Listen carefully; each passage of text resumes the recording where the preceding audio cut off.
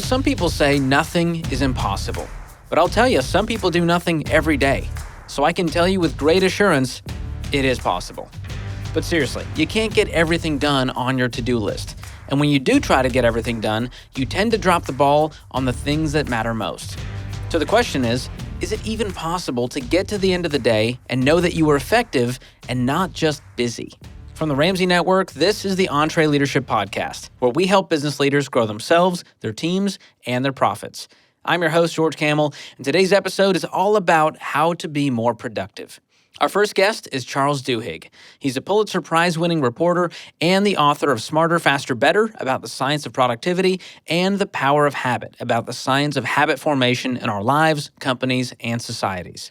Today, I'm going to talk to Charles about how to build a better to-do list. He's going to lay out his process for writing a successful to-do list and show you why this method can help you focus on your priorities and help you accomplish those big goals. In our second conversation, I talk with Ramsey leader Kassidy Slamer. She's going to share her process for working with teams to find efficiencies to become more productive. Up first, my conversation with Charles Duhigg. Charles, it's great to have you with us on the EntreLeadership Podcast. How are you? I'm great. Thanks so much for having me. So this is a fun topic that I know you're passionate about, and it's something that I'm terrible at. So this episode is mostly for you to help me, but I hope listeners out there are helped by it as well. We're talking about the dreaded or exciting to-do list. Yeah. There's nothing like a to-do list to make me feel like I'm a productive human being. And I've got thousands in my phone, I feel like. I make a new one every day. Right. That's the problem. Where do people go wrong? Where do we go wrong, Charles? So there's two things to understand here. The first of which is that there should be in your life a to-do list and a memory list, right? We as humans are very, very bad at carrying around the 10 or 15 or 20 things that we want to get done in our head. So what you should do is you should use paper as an external memory aid, right? Or your phone, and you have a long list of the things you want to get done eventually. But that is not your to-do list. The problem with that is that if you use that as your to-do list, it's overwhelming, right? You don't know where to start. In fact, there's been a bunch of studies that show that when people create to-do lists that have too many things on them, they will often, about 30% of people, will often include something they have already done. Because it feels so good to cross that off, right? It feels like you're productive and you're getting stuff out of the way. And that is actually a negative thing. That's a drawback. Because what it does is it gives into your brain's need for cognitive closure. If you have a list of 15 or 20 things, your instinct will be to look for the easiest thing to get done, the easiest thing to cross off that list. But that might not be the most important thing. That might not be the thing that you'd actually need to get done today. So in addition to having a memory list, what you should also have is a to-do list. And you should write this to-do list fresh every single morning. And there should only be 2 or 3 things on this to-do list. Wow. At the top of the to-do list should be the most important, impactful thing to get done today. The one thing that you absolutely want to get done today, must get done today, that if you do it, it's going to change the course of your life. And then after that, you might put one more thing. You don't have to do that second thing, right? All you have to do is get that one big thing done today. But let's say you get it done by 2:00 in the afternoon. There should be a second thing on your list that tells you what to do next. And maybe a third thing that you're going to want to do tomorrow morning. And that's it. To-do lists should be a way for you to prioritize, not to remember. Oh, that's good. I just breathed this sigh of relief as you were telling me, I only need 2 things, because mine often look like, well, there's 7 things I need to do, and there's 4,000 decisions that need to be made. How do you balance all of the things that actually happen in your day-to-day versus a to-do? Because a lot of leaders listening may go, well, Charles, that would be nice if I only had 2 things to do today, but there's 17, and if I don't get them all done, it's going to create fires for the rest of the week. How do you grapple with that? Absolutely. Well, that's where your schedule comes in, right? Because you're going to sit down with your calendar and you know that you've got a call for your favorite podcast at 9:00 in the morning. And then you've got a meeting you got to be at 10:30. And by the way, your kid has to get picked up at 2 in the afternoon. You have a list of things you need to do that day. But the question is, when you're not doing something on your calendar, how are you going to spend your time? Are you going to spend it canceling that magazine subscription because you really should cancel the magazine subscription? I mean, it's going to save you like $12 a year. Or are you going to write the memo that's going to tell your company what direction it should take for the next 5 years? I know which one is more important, right? You know which one is more important. And if that memo is at the top of your list, instead of 13 things, one of which is cancel magazine subscriptions, you're going to write that memo in between the meetings, in between the podcast recordings, in between picking up your kids. Now, the real question is, you just brought up, is there's 1,000 decisions inherent in each item. Even if you just write one thing at the top of your to-do list, there's a lot of decisions there. And oftentimes it's making the decision that's the hard part. So next to that one top thing on your to-do list, what you should write is you should write the first step. Whether that means I need to decide whether I'm going to bring Jim and Susie into this discussion or not, write that down. Because as soon as you write it down, you're going to start thinking of the answer. And then write the first, not only the first decision you need to make, but also the first step you want to take. Right? You're basically trying, at a moment of calmness, at a moment of planning, you're trying to trick your brain into start processing the hardest initial steps. Because once you start writing that memo, once you make that first decision, it's going to be pretty easy. It's all downhill from there. It's the resistance to that first step that we have to get over. And the easiest way to do that is to just plan it ahead of time and then let it unfold. Wow, that's powerful. Most leaders, like you mentioned, they want to do the small tasks, the easy ones, really fast, and then they feel really good and productive, and they procrastinate on the big one. How do you get those priorities done when it feels overwhelming? You've got an actionable step, but it still feels like, well, I don't want to do the big one first, Charles. That's not how my day is going to go. So I'll tell you how I do it. So every night before I leave my office, before I go home, I take out an index card and I write down for the next day the number one thing that I want to get done, and then the second thing that I want to do if I get number one done, but there's no pressure to do it. And then I write down a third thing that I think the next day is going to be my top priority, just in case the day goes amazingly well and I have time for 3 things. And then next to that first top priority, I write down the first choice I need to make and the first step I've got to take. It could be something as simple as I got to write a chapter tomorrow. And so the first step that I'm going to make when I come in is I'm going to close every single thing on my computer except for the word processor. And the first choice I have to make is I have to figure out what the lead's going to be. And it's literally just sitting there. Now, I write that the night before and I come and I sit down. At the end of the day, I know how the next day is going to be most impactful. I know how to prioritize. I know that it would feel awesome to cancel all of those magazine subscriptions, right? I would save $12, maybe $24. Amazing. But I know what's going to be most impactful. Everyone listening to this, they know what's going to change the game. They know how to move the needle. And so because I don't have to spend the time and effort to do it right away, if I do it the day before, the evening before I leave my office, then I have this chance to kind of plan out the next day. And my brain starts working on it overnight. So by the time I get to my desk the next morning, and I know that index card is sitting there right on top of my keyboard, I've already been thinking about that choice. I've already been thinking about that first step. I've been asking myself, is this the most important way to spend my day? 99% of the time, the answer is yes. Now, sometimes I get to my desk and I think to myself, yesterday I thought that I should write that memo, but actually what's much more important is to have a conversation with Ben about how he needs to improve his productivity. And so I'll change it on the fly. I'll cross off that one thing. I'll write a new thing, or I'll maybe move everything down one and put a new number 1 on the list. But the point is, we have this amazing ability to get things done. Every single person has 24 hours in a day.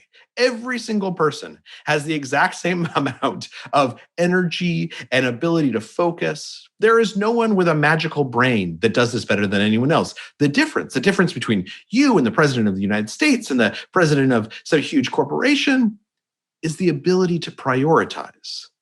How much time are you spending looking at that memory list, that list of all those 10, 20, 30 tasks you want to get done, looking at that list and saying, what is the number one most important thing on this list that if I did it tomorrow would change things for the better for me?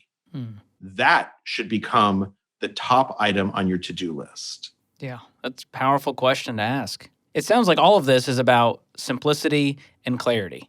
because our brains just get too overwhelmed with 10, 20, 30 things. And we go, here's the one thing you need to do. Here's the choice you need to make. Here's the action that you need to take.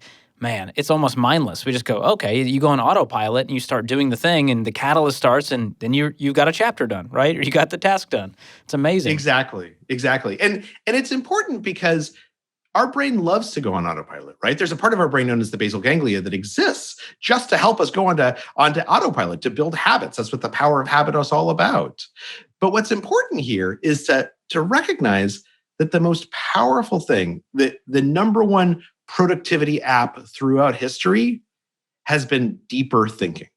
Right? If you look at everyone who's been successful, they're not successful because they somehow get more done during the day or they find extra hours. They're more successful because they think more deeply about the choices that they're making, particularly when thinking is hard, particularly when you've got phone calls coming in and your kid needs to get picked up and you've got 10 things you ought to be thinking about. There are people who have trained themselves in mental habits to stop and say, what is most important?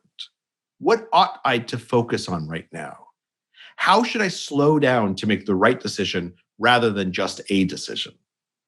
And everything we're talking about is about teaching yourself to think more deeply about the choice you're making, not filling up a to-do list, but rather looking at a memory list and saying, what is the number one most important thing? How can I get myself to think more deeply about how to spend tomorrow in the most impactful way rather than just spend tomorrow doing as much as I can? Yeah, it all comes down to that mental discipline, and that can be very difficult in an increasingly distracted culture when it can be hard to focus on any one task for more than 30 seconds. And we're seeing, content is everything's getting shorter. We want our emails shorter. We just can't get deep into any one thing. It can be very difficult. And so that's something that leaders listening, they need to work on that.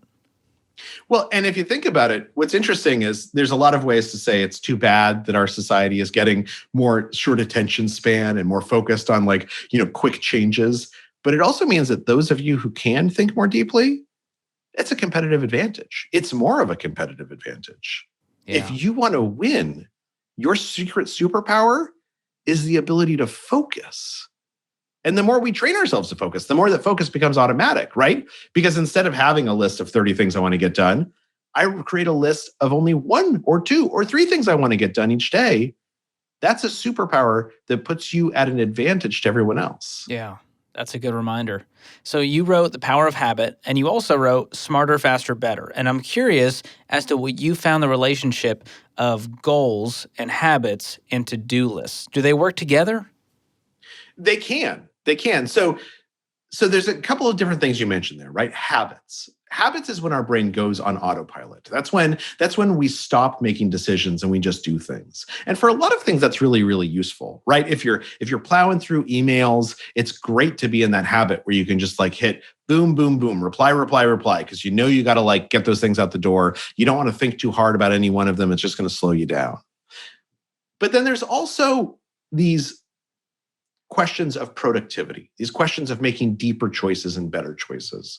And that gets to goals.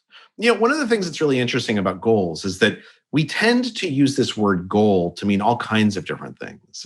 My goal in getting in my car is to get to work, but also my goal in going and exercising is to run a half marathon. And also my goal is to eventually become president of the company, right? Goal is a word that can encapsulate so many different things. The same way that our brain has this instinct to go on autopilot, we also have an instinct to look at short-term goals. We know this. It's an evolutionary trait, which thank goodness it exists because it helps us become successful folks, but it also blocks our success at some point. And so the other question I think to ask yourself, and to use things like a to-do list to do this, is how much time are you spending thinking about your long-term goals? So one of the other things I do, I mentioned that I create a brand new to-do list for the next day, every single day before I leave the office, right? I put it on an index card. It takes 25 seconds. Then at the end of the week, I look at all those index cards and I try and figure out, if I look at the top goal on each card, how much does that correspond to what I actually want to get done? How much does that number one to-do list item correspond to my long-term goals? Now, if you do this, what you'll find is that actually it only corresponds 50% of the time. right? You can fill up that to-do list with a bunch of stuff that has nothing to do with where you want to be a month from now or a year from now or 5 years from now. The other thing that I do is on the back of that index card, I write my done list. So if I have a meeting and it's not on my to-do list, when I'm done with that, I just write down had meeting with X and I cross it through. Because at the end of the week, I also look at the back of those cards, what I actually got done. And from that, I evaluate how many of those items had to do with my long-term goals and how many of them didn't. And if less than 60 or 70% of how you're spending your time does not correspond to your long-term goals, then it means that you need to think more deeply about the choices you're making. Because it is really easy to get stuck in this trap of short-term goals and never get closer to the things that really matter to us the most. Yeah, man, that's brilliant. So there's an interesting relationship there. If you look at your habits kind of post-mortem, you go, is this really leading me towards those bigger goals that I have? And if not, I've got to make some hard decisions and have better to-do lists. That's exactly right. And it's a feedback loop, right? Everything that we know about productivity, about success is it does not matter what choice you make today. It matters what choice you make every day, right? You can have one bad day where you waste your time going after those magazine subscriptions and setting up the new 401k or whatever it is you need to get done. That's fine.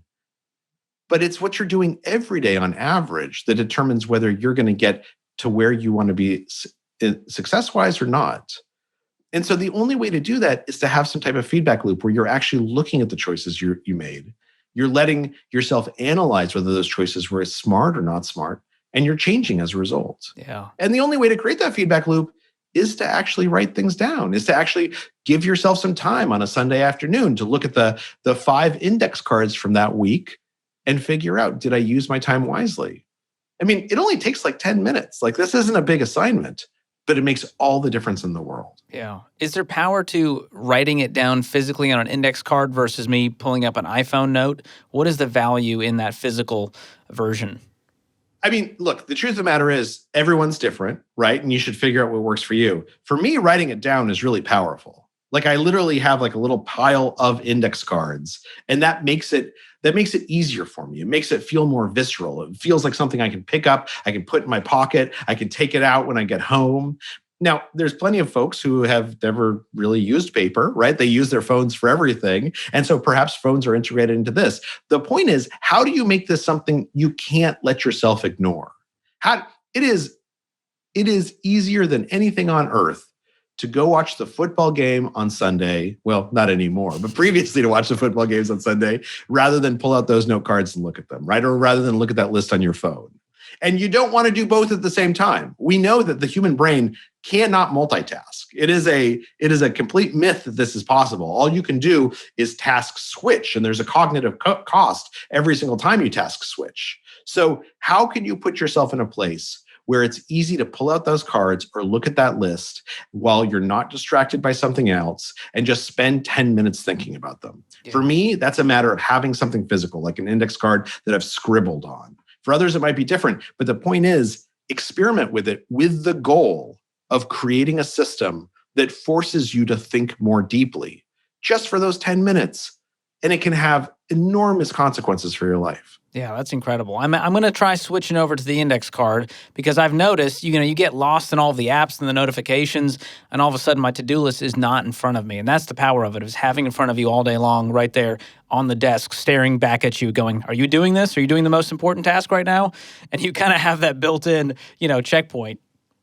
I absolutely agree. I have I'm in my home right now. If I was at my office, you would see I have a pile of 100 index cards next to my computer at every single moment. And I probably go through 20 in a day, right? I'm having a conversation with someone and they mention something and I write it down on the card and I put it to the side. And the thing is, it's just sitting there on my desk. Eventually I look at it again and I do whatever task it told me to do, or I put it onto my memory list so that I can think about it and figure out whether it's important enough to put onto my to-do list, my priority list. There's something about taking advantage of our weaknesses and using them for good. And one of our weaknesses is that it's really easy to ignore something on your phone because it's out of sight, out of mind. And it's a lot harder to ignore something that's sitting on your desk. It's a little piece of paper with some scribbles on it. Yeah, that's so true. So for people who maybe let their schedule dictate their day instead of their to-do list, how can they begin to make that shift? Is it just blocking time on the schedule for that to do? How do you navigate that? Absolutely. Look, you plan the work and then you work the plan, right? If you fill up your schedule with things, you're just going to do those things, right? If you let other people schedule meetings for you willy-nilly, then you're going to live by other people's priorities and other people's agendas. So what I used to do was, when I was a reporter at the New York Times, is that on every single day of my calendar, I would create a 3-hour block that said, Charles is busy. And there was nothing happening during that time except for me sitting at my desk, either thinking about what my priority for that day or the next day should be, and then doing that priority for that day or the next day. And that's really important because nobody else could schedule anything during that 3-hour block. They could schedule outside of that. You need to think about how to protect your mind and your time. And both of them are equally important, because protecting your time obviously is the only way that you're going to get anything that you want to get done. But also protecting your mind is really important.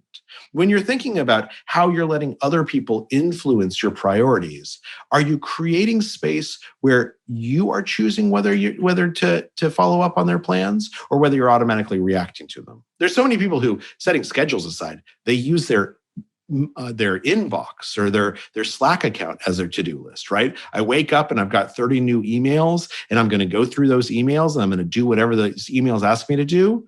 Well, that's just a to-do list that's set by someone else. Worst of all, you're letting literally anyone with your email address decide what your to-do list ought to be. That's a terrible idea. And so one of the first things that I do is I only check email for about an hour and a half each day. The rest of the time, I don't do anything that comes in over email, although I might glance at them. And then when I do those, the first thing that I do before I start hitting respond is I decide which ones I want to respond to and follow up on, and which ones I just want to delete or give to someone else to take care of. Because the fact that you managed to email me does not mean that I now have an obligation to fulfill your to-do list. Ooh, that was a mic drop there, Charles. A lot of leaders, they had a gut check there. It felt like a personal attack.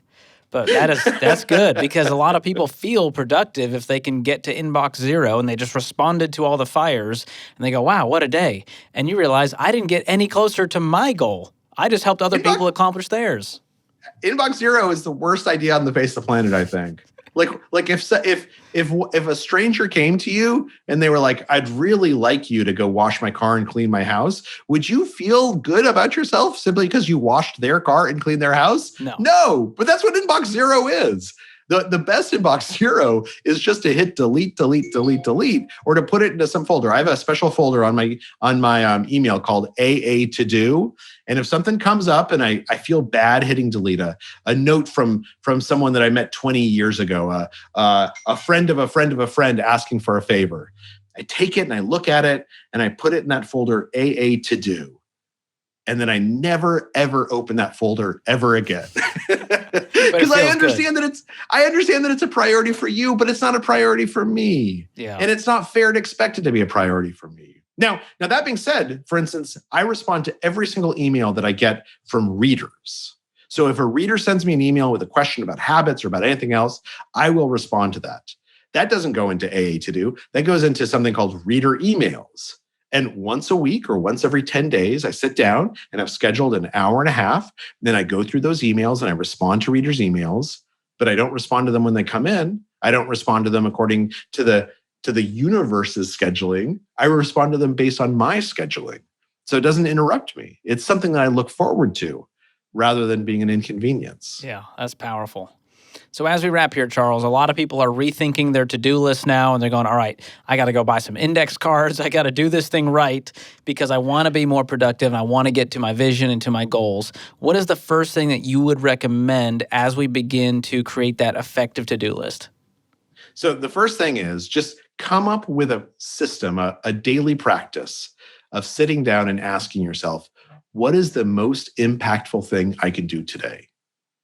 And write that down on a list, on a piece of paper, on an index card. And then as you're going through the day and you're going into meetings and you're doing X and Y and Z, every single time you have a spare moment, ask yourself, how do I get closer to whatever is that one thing I want to get done today, the most impactful thing. And then the second thing you can do is just create a practice for yourself. It can be once a week, it can be once a day, of sitting down and trying to figure out, what is the biggest goal I can think of? What is the biggest goal I can think of for today? What is the biggest goal I can think of for this week, for this month? If it's 30 days from now, or if it's 7 days from now, and I've gotten X done, what would make me proudest?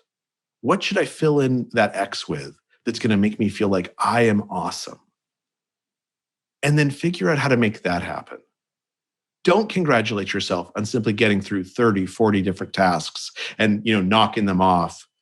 Congratulate yourself and start rewarding yourself. Change your frame of reference to focus on the things that matter and on creating time for yourself to think about the things that matter. Most of us, when we make mistakes, it's not because we're dumb. It's not because we're lazy. We make a mistake in prioritization because we just haven't created enough time for ourselves to think about what we ought to prioritize.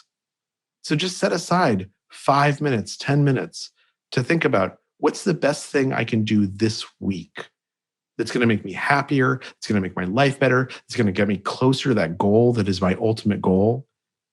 And then put that at the top of your list. And even if you just chip away at it for 20 minutes a day, at the end of the week, you're going to be closer than you were before. And at the end of the month, you're going to have it done. Man, some good stuff there, Charles. I've added a to-do item, buy index cards, and I can cross one off, interview Charles Duhigg. So I feel pretty good, pretty productive already. I always love hearing your insights. I love the deep thought that you put into your work and how you've helped our listeners today become more productive. Thanks so much for being on the podcast. Thanks for having me. Big thanks to Charles Duhigg for a great conversation. Man, after just talking with that guy, I feel more productive already. I know Charles gave us some great tips on making our to-do list better and getting our most important work done. But the thing is, even the most productive leaders can waste time when they ignore the inefficiencies on their team. So how do we help our teams become more efficient and in turn become more productive? Well, I'm going to sit down with Kassidy Slamer, our Senior Director of Service Operations here at Ramsey, to talk about just that. We're going to talk about how to find efficiencies on your team to become more productive. She's also going to give you some steps that you can take to help your team see some quick wins. Here's our conversation. Kassidy, it's great to have you on the podcast. Thanks, George. It's great to be here. First time, right? Yep. This is big. Yeah, this is huge. Now, we've known each other for years now, and I've had the pleasure of watching you grow in your career, and we both have an affinity for two things, French bulldogs and efficiency. Would you agree? I completely agree. Okay, good. We're on the same page then. So we're going to focus on efficiency today. We'll save French bulldogs for another episode. Fair. So let's get into this. You've got a new shiny title, Senior Director of Service Operations here at Ramsey. What the heck does that mean? What does your KRA look like? Yeah, it's a great question, George. Our operations team as a whole is constantly looking for ways for us to improve our efficiencies as a company. In my department in particular, I'm looking at our internal service operations. So think leader operations, assistant operations, global operations, and then externally with our customers. So our Ramsey concierge team and our customer success teams. Wow, that's a lot. Yeah. A lot on the plate. Yeah. Now, before you stepped into this role, what were things like? Because I'm sure you were looking at all of this going, oh my gosh, there's some chaos, there's some inefficiencies happening. Is that your heart? Absolutely. I am the puzzle solver. I like to see the big picture, put the pieces together, create the right puzzle. Sometimes that means taking pieces out and putting new pieces in and figuring out really what we need in order to create the right team, the right traction, and the right scalability. Nice. Okay. So every person listening to this, they want their teams to be more efficient. They want to use their time wisely to get the most done. But to become more efficient, you have to find the inefficiencies. Right. Is that right? Absolutely. Is that how it works? Yeah. Okay. So what are some common inefficiencies you've seen over your career? Yeah. What is that low-hanging fruit where you go, if you look around the company, here's probably where you're going to find it? Yeah, I think that's a great question. And honestly, you can look in several different places to find your inefficiencies. We say a lot, to be unclear is to be unkind. If you're not setting clear expectations for what winning looks like or for what you expect from your team, you're going to find a lot of redundancy. You're going to have team members who may have different titles, but their KRA may look the same. They may be chasing the same solve or the same problem. I'm big on leveraging technology where you can. Work smarter, not harder.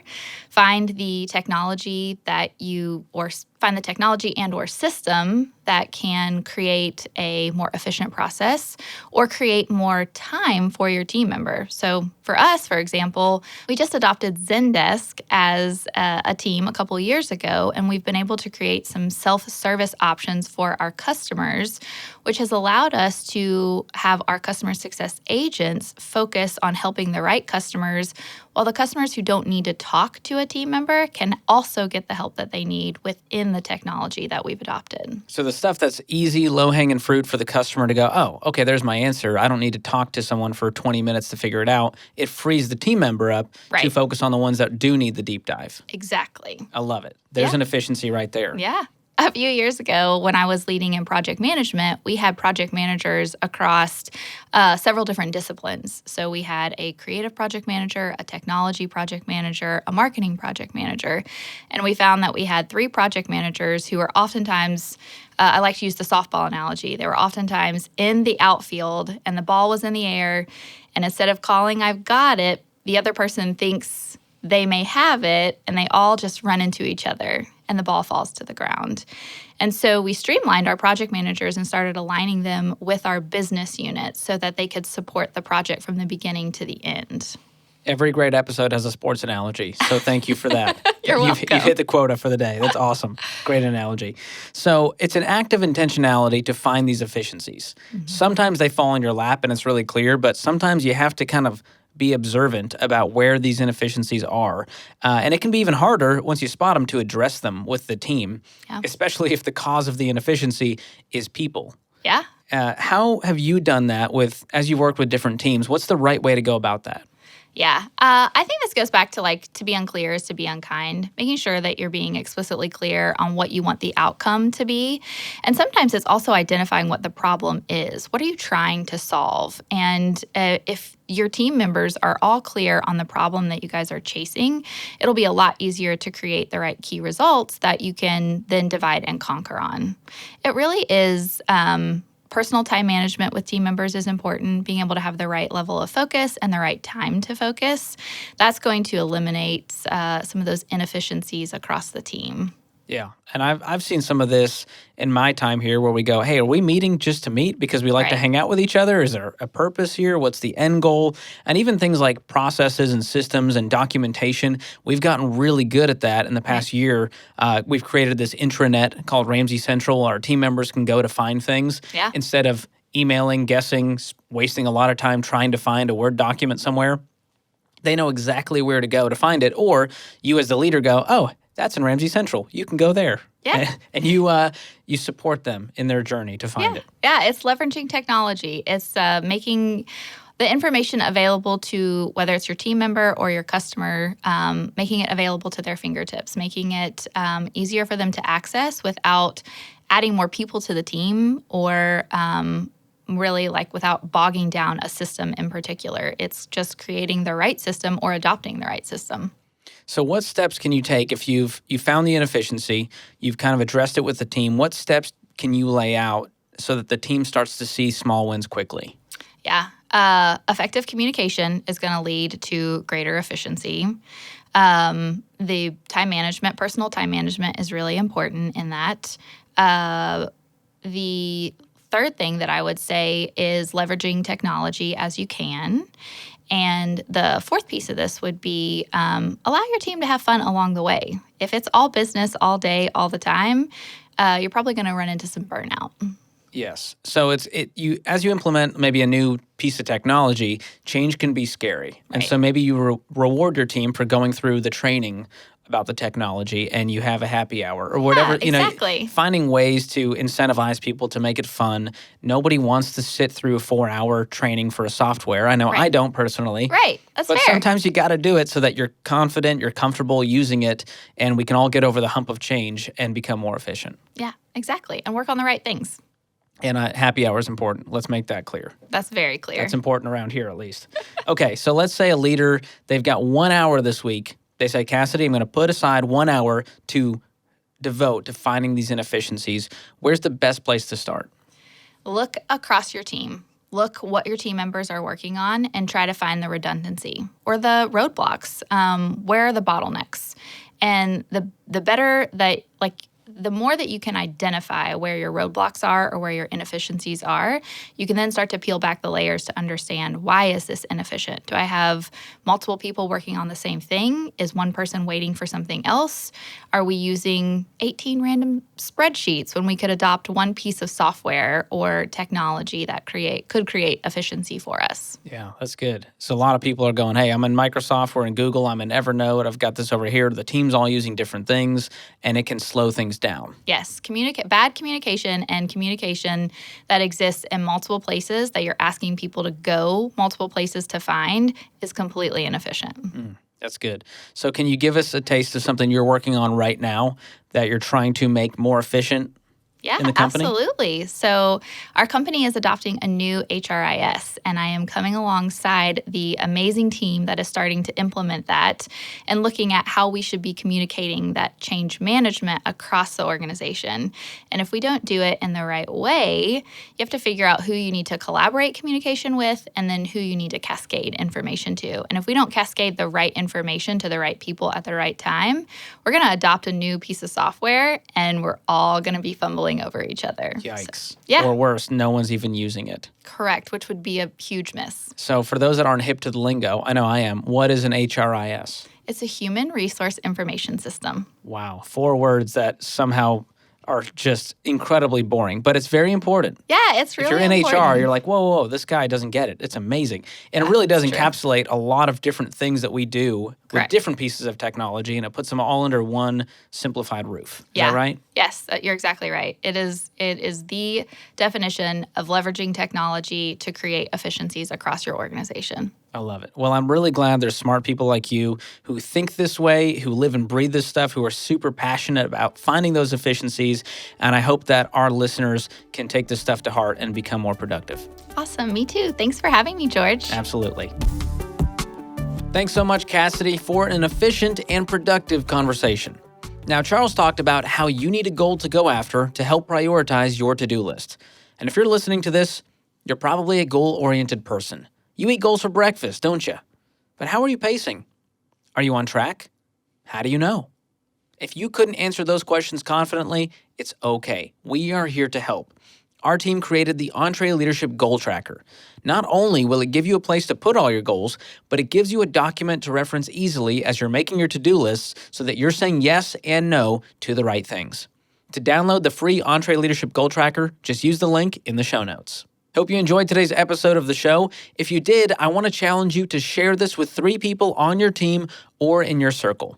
And if you really enjoyed it, leave us a review and tell us what you love about it. There's one guy in particular who would love to hear what you think about this podcast, and his name is Tim, and he produces this show. He wants to know what you like, what you don't like, and what improvements we could make. Your input helps shape what you hear on this podcast. I think that's pretty cool. So go ahead and use the link in the show notes to connect with our fearless producer, Tim. If you want to keep up with us on social media, you can follow us at EntreLeadership. This episode was produced by Tim Hull, edited by Jacob Harrison, and mixed and mastered by Will Rudder. I'm your host, George Kamel, and on behalf of the entire EntreLeadership team, thanks for listening. Until next time, keep learning and keep leading.